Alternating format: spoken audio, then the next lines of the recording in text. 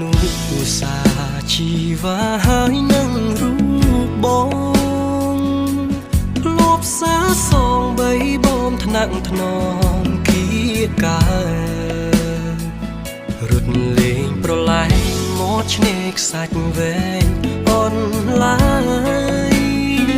ខ្យល់ផាត់រំភើយយើងធ្លាប់ឆ្លងឆ្លើយភាសាស្នេហាអីលើប្រែស្ងាត់មិនដេចបាត់មិនឃើញស្នេហ៍ស្នងសំលេងធ្លាប់សាច់កងរំពងក្រោមលំដូងស្នេហ៍ដានជើងក្រឡែនៅដើរដានជាប់មាត់ឆ្នេរវងសត្វរុំពេលហងហារេរកនួនល្អជើងមេឃអើយមិនដេចឡាយនាងយកនាងពីខ្ញុំដឹងទេថាខ្ញុំក្រៀមក្រំរួរងទុកធំក្រំភ្នំសោកាអោទាំងរលកបងបោកលាយទឹកមេត្រា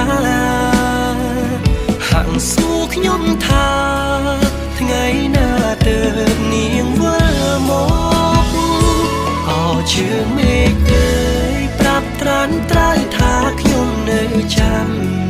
ខ្ញុំសូមច្រៀងផ្ញើបណ្ដាំថាខ្ញុំនៅចាំតែនួនល្អថ្ងៃលិចបាត់ទៅសល់នៅភាពសោកសៅមកលិចទៅជួយប្រាប់នាងផងថាខ្ញុំរងចាំនាងវិលវិញ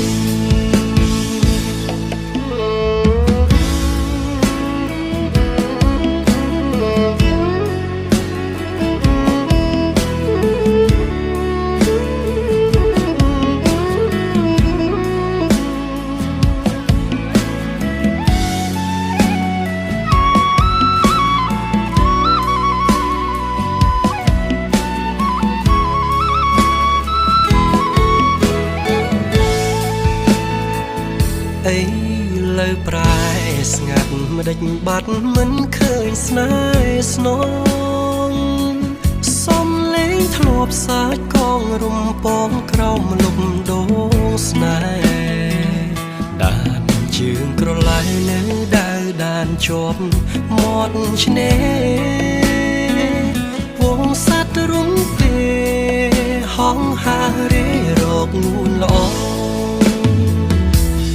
ជើងមេឃអើយមិនដេចឡាយនាងយកនាងពីខ្ញុំដឹងទេថាខ្ញុំក្រៀមក្រំ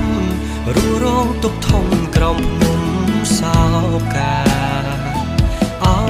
ទាំងរលកបងបោកលាយទឹកមេត្រាហាក់សួរខ្ញុំថាថ្ងៃណាទៅនាងវិលមកជើងមេឃអើយប្រាប់ត្រានត្រើយថាខ្ញុំនៅចាំខ្ញុំសូមច្រៀងផ្ញើបណ្ដាំថាខ្ញុំនៅចាំតែនួនល្អថ្ងៃលិចបាត់ទៅសល់នៅភាពសោកសៅមកលិចទៅជួយប្រាប់នាងផងថាខ្ញុំរងចាំនាងវិលវិញជើងមេឃអើយប្រាប់ត្រានត្រើយថាខ្ញុំនៅចាំ